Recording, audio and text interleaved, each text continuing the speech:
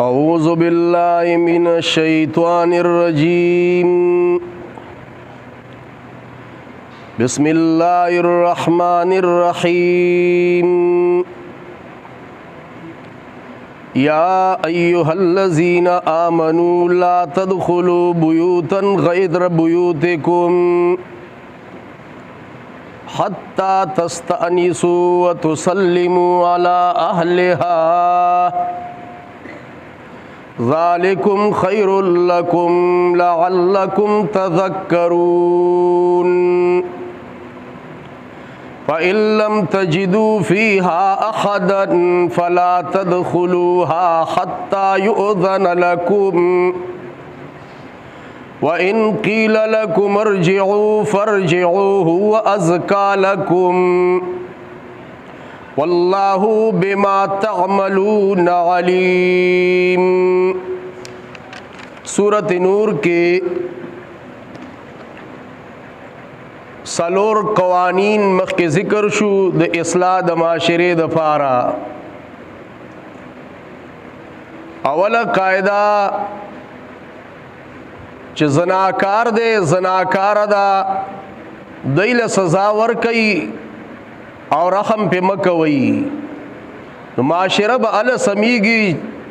چې زناکار او زناکار ته سزا ملاو شي. دویمه قاعده ذکر کړه چې دا پیل د زنا د مؤمن شان سره نه خایي.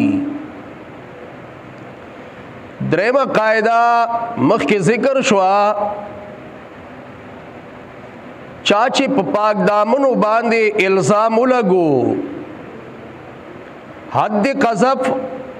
اغل اتیا دوری ورکی حد زناو سل دوری. سلورم قاعده ذکر کړه چې کله داسې هم کیږي په معاشره کې چې ښځه او خاون په یو بل باندې بدګمانه شي نو ښځه باندې الزام ولګي کله په خاون باندې الزام ولګي نو په دې وخت کې لعان ور سره وکړي او دا غي تفصیل مخکې سبقونو کې بیان شو. د دې په ضمن کې یو واقعه د ام المؤمنین حضرت عائشہ رضی الله تعالی عنها هم ذکر شو چې په پاک دامنو چا الزام ولګو نو دا غي د پاره سزاګانې بیان شوي او دا سنوي خبره نه ده. په بی ګناو باندې خلق الزامونه لګي لکه د پیغمبر پاک په بیبي ام المؤمنین باندې الزام لګیدلو په غزوه بنو مریسیخ کې یا غزوه بن المستلق ورته وي او دا غي تفصیل مخکې سبقونو کې ذکر شو. نن سبق کی آداب سبع لدفع الفحشاء ذکر کئی. وہ آداب ذکر کئی چې پاغي باندې بے حیائی د معاشرے نه ختمیږي. لکه معاشره کې بے حیائی د هر طرف نه اوس راغلی دا د هر طرف نه بے حیائی مسلمانانو ترا منډي وئی. او پرون سبق کې یو آیت قرآن کریم کې الله دا ذکر کا چې دا غیر مذهب خلقو دا کار دی چې هغه په مؤمنانو کې بے حیائی خواره کی نو الله باغی له دنیا او آخرت دواړو کې سزا ورکړي. نو و آداب ذکر کړي. اول ادب پردی کور تمدن نکیگا بے اجازتا. کله چې چرته زی نو اجازت با اخلی نو الا بزی او الا با یو زایتا یو کور ته دن نکیگی. نو قرآن کریم وئی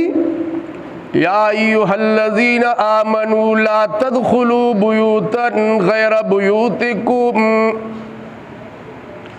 او مومنانو لا تدخلوا بیوتا مدن نکی گئی کورنو تا غیر بیوتکم چندی کورن استاسو خپل کور نه علاوه بل کور ته چې زین اجازت بغواړي حتی تستانسوا وتسلموا على اهلها تر دې پورې چې اجازت واخلئ تاسو او ورپسې دویم ټکی وی وتسلموا على اهلها او سلام وای تاسو په اهل د دې کور معنا بچ کئ تاسو دوا د بچاو غواړئ د اهل د دې کور د پارا د بداینا حتا تستانسوا د استیناس نا جشی نو ماند انس دے انس و منی او محبت تا یو ځای تزی نو په مینا او محبت دن نکیگا دانه چې ځان نه ایغ نیغ جوړ کی او هغه ځای تزی په ایغ نیغ دن نکیږي نه نه د دې وجره انسان خلق وای د انس نه دی او انس وای منی او محبت تا نو انسان کې مینه او محبت وی دې ځای هغه لفظ ذکر کړي حتا تستانسوا تر دې پوری بلا ماند حتا تستاذنوا تر دې پوری چې اجازت واخلئ تاسو اجازت وغواړئ تاسو یا بلا ماند حتا تستانسوا په ماند استبصار سره ده استبصار معنا لیدل لکه قرآن وی انی آنست نارا یعنی ابصرت نارا ما اولید اور حتی تستانسوا تر دې پورې چې اجازت واخلئ تاسو وتسلموا علی اهلها او سلام د بچاو آئی پا اہل ددی د بدائنا اس علماء پدے کی وئی یرا اجازت دے سلام دے چی اوزائی تا دن نکی گی نس اجازت بمخ کی غواری او کا سلام بمخ کی وائی نسو کوئی چی اجازت مخ کی دے سلام ورپسی دے لکدی زائی کی سو کوئی کلام کے قلب دے اول سلام آیا او بیا اجازت غواړه چې او ځای ته دن کیږي او کورتا ورته وایا السلام علیکم ادخلوا سلامتی عادی پتا سو باندې سلام شو ورپسې وی ادخلوا آیا زدن کی دې شما ته دراتلو اجازت شته او کنا نو سلام مخکی وایا ادخلوا اجازت رستو غواړه سوک وی چننا اجازت بمخی وائی او سلام برستو وائی ادخلوا السلام علیکم ادخلوا سلام علیکم آیا زرات لیشم سلام دیوی پتا سو باندی دا خو الفاظ دی سلام دی اجازت یا چې کور ترازی داغه اجازت نور الفاظم شته اغه نور الفاظ دا چې الله اکبر سره کوسه کی وای سبحان الله وای پتیزا نو کور والا پوشي چې یرا پلان کې خو کور ترا دن کیږي دا عبد الله ابن مسعود رضی الله تعالی عنہ په بارک راضی چې خپل کور ته بدن کېد نو د مخ کې نه به ټوخه وکړ پتنخنخ باندې پټوخي باندې هم اجازت یو قسم انسان اغسته شي او ټوخه به زکه د مخ کې نه وک نو کور والو ته پته ولګی دا چې عبد الله ابن مسعود رضی الله تعالی عنہ روان دي نو ځان به په پرده کې نو طریقوم دارنګی دا چې بعضی وخت کې انسانانی کور کې انسان مختلف حالتونو کی وی نو زکه وی چې ټوخیو کا کور کې کوسه کې درا دن کېدو نه مخ کې کلمه وایا د الله اکبر کلمه وایا د سبحان الله نو بیا را دن نشا حتا تستانسوا وتسلموا على اهلها تر دې پوری چې اجازت واخلئ تاسو او سلام وایي په اهل د دې باندې ذالکم خیر لکم لعلکم تذکرون دا بی غورا د پاره ستاسو خامخا چې تاسو پن واخلئ فإن لم تجدوا فيها أحدا فلا تدخلوها کچرته ونموند تاسو په دې کور کې او تن مدن کېږئ دې کور ته حتی یؤذن لکم تر دې پورې چې اجازت ملاو شي تاسو ته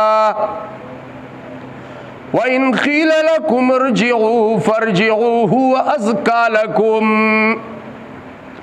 کچرته وویل شي تاسو ته چې واپس شئ اجازت نه ملاویږي پرجعوا نو واپس شئ هو ازکا لکم دا بی پاکی د پاره ستاسو اجازت درته در نک نو بیا مدن نکیږي بے اجازت مدن بس وجه بی سے چل بی ستا سره ملاقات تسمنی مکب ورتنی بیمار بی نور کار بی د دینه ضروری زماشری یو بہترین عالم تیر شوه دی اعتزال تمایلو بہترین کتابونه لیکلي دي پټولو کې بہترین کتاب د قرآن تفسیر د تفسیر کشاف سمنځ پورې رسول دی او بیا رستو خلقو بیا پورا کړی دی شاګردانو یې پورا کړی دی ټول سرته نه دی رسول یو ځل خپل کمره کې ناست د عالم او کتاب کته شاگرد ملاقات لراغه په دروازه باندې ودرید نو دروازه ورته واله نو دننا आवाज راغه وی من بالباب سو کې دروازه کې دو ورته عمر زو عمرم استاد ورته انصرف واپس شا اجازت نشته دا وخت ملاقات نه دی نو بعضی وخت کې شاګردوم د استاد سره خپل استادی کوي نو عمر شاګرد ورته وای عمر لا انصرف نحو تلل عمر خو غیر منصرف ته شاګرد دننا استاد ورته دننا आवाज وکوي اذا نکر صرفا کله چې دې نکره شي نو بیا په خپل منصرف کیږي نو مطلب دا څه دی اډو پیجرم نه اذا نکر صرفا زدی اډو پیجرم نه بس واپس شه استادی شاګرد غلی شو وان قیل لكم ارجعوا فارجعوا هو ازکا لكم وان قیل لكم ارجعوا کچرته ویل شي تاسو ته چې واپس شئ نو واپس شهیدا بئی پاکی د پارستاسو والله بما تعملون علیم الله دې پاملون استاد باندې پوا ليس عليكم جناح ان تدخلوا بيوتا غير مسكونة نشتره پتا سو باندې ګنا چې دن شي کورونو تا چنوي د استوګنی والا غیر مسکونہ مارسو پہ کی اسی گنا فیہا متاع لکم چپدی کی دے سامان ستاسو واللہ یعلم ما تبدون وما تکتمون اللہ خپو دے پاغ باندی چکار کوئی تاسو او پاغ باندی چپٹوئی تاسو قل للمؤمنین یغضوا من ابصارهم ويحفظوا فروجهم دا اوس دویم ادب ذکر کئی دویم قاعدہ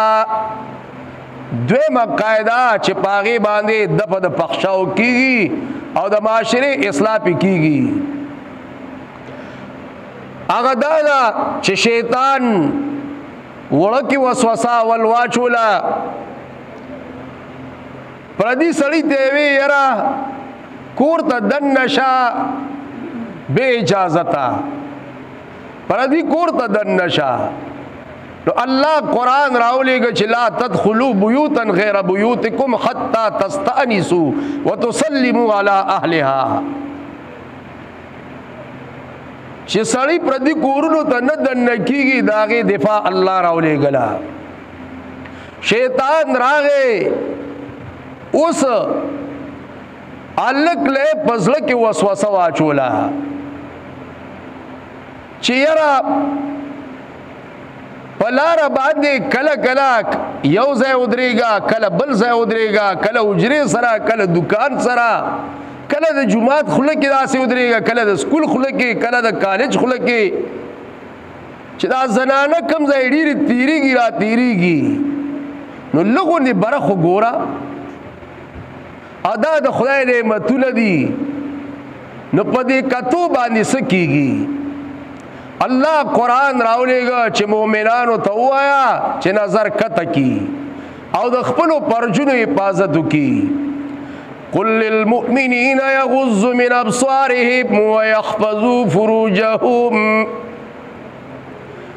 ویا پیغمبر پاک صلی الله علیه وسلم مومنانو ته چې پس کی کته کی نظرونه ددئی، ويحفظوا فروجهم ای حفاظت کی د پرجونو ددئی. او مومنانو تاسو برم ګورئ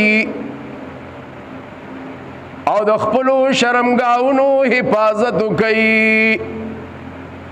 حدیث کے راضی پیغمبر پاک صلی اللہ علیہ وسلم وی من یضمن لی ما بین لحییہ وما بین فخذیہ اضمن له الجنہ، سوک دے چھ ضمانت برا کی مال را ما بین لحییہ پما بین دی دو جاموں کی، ما بین دی دو جاموں کی جبدا دی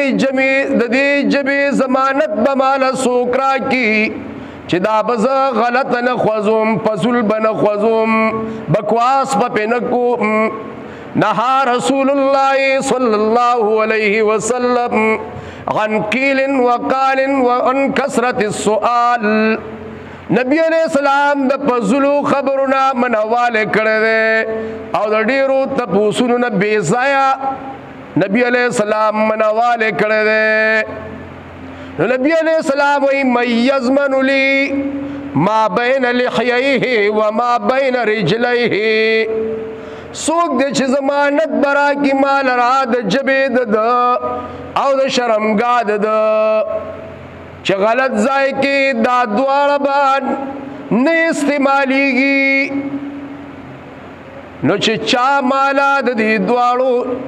ضمانت راکنو اضمن له الجنه، زبا ضمانت ورکم هغه ته د جنت. اللہ قرآن کی وہی قل للمؤمنین یغضوا من ابصارهم، او مومنانو تا چپس کی خط کی نظرنا ددئی. حدیث کی راضی صحابہ کرام روم کی جنگی دل رومیانو صلاح اکڑا ویرا دا خدا سے قوم راغل رے چه ددئی سر جگڑ کېدل خو مشکل دی او دای سره مونږ جګړه او جنگ نشو کولای، دا جنگجو تکړه خلق دی. وی راځي یو کار کوو،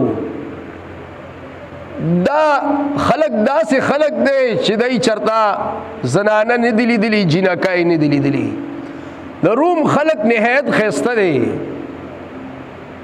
راغی وی په کوټو ورته په کلو بار په دیوالونو ورته جنکای کینو، نو دای بداغه په تمشي او په تماشه باندې بشي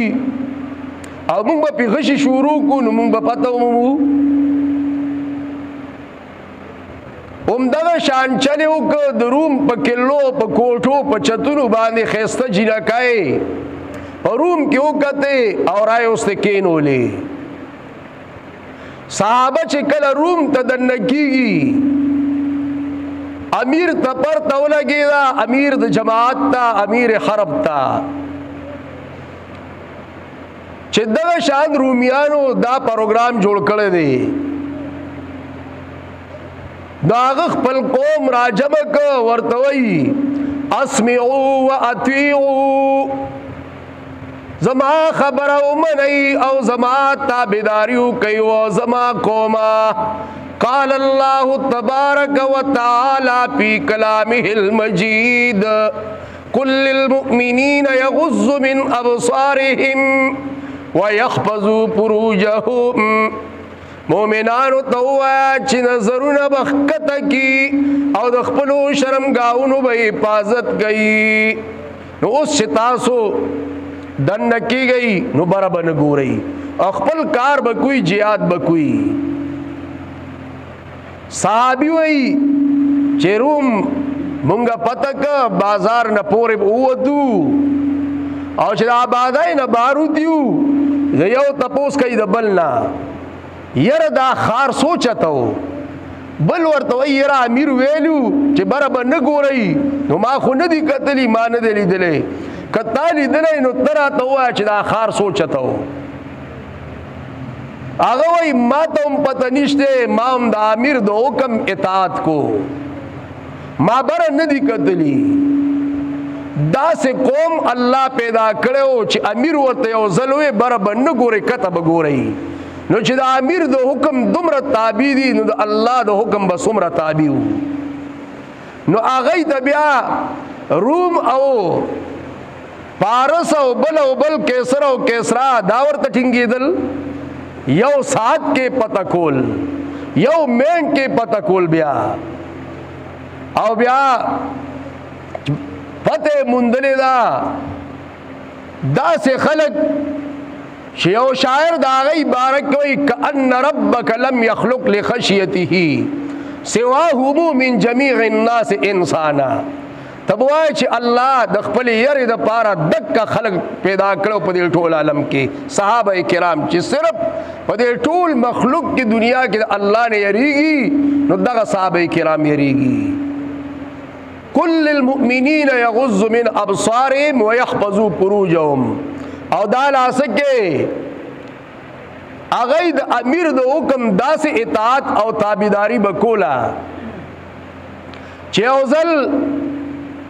په مصر کې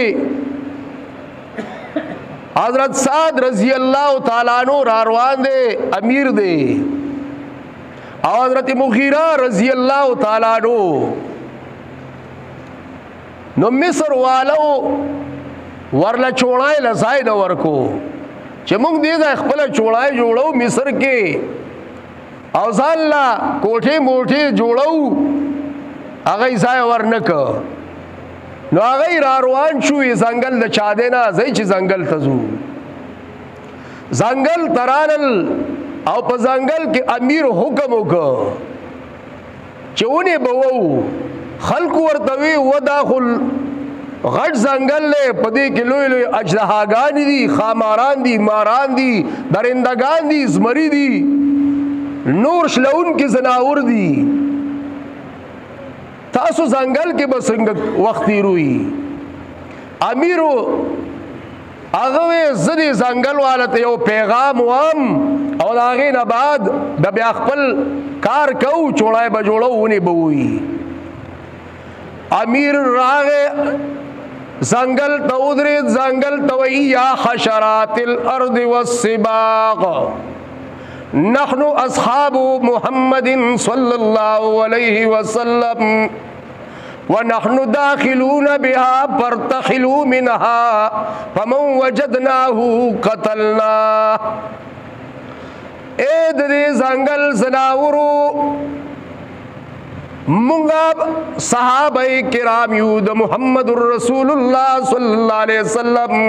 مونږ دې زنګل ترازو خپل چوړای جوړو تاسو د دې ځای نه وځي او کبيام سوق پاتې شوي نو مونږ بم تاسو قتلو بیا حدیث کرازی مار خپل بچي خلک اغستره منډي وای زمری خپل بچي گیدړ خپل بچي اغستره غرار چورو دی آن پان کے زنگل خوشش امیر حکم وکړ ویونی وی نو داسې صحابه کرام چې هغوی ځنګلونه الله تابع کړي وو، زمري او زناور ور الله تابع کړي وو. مشهور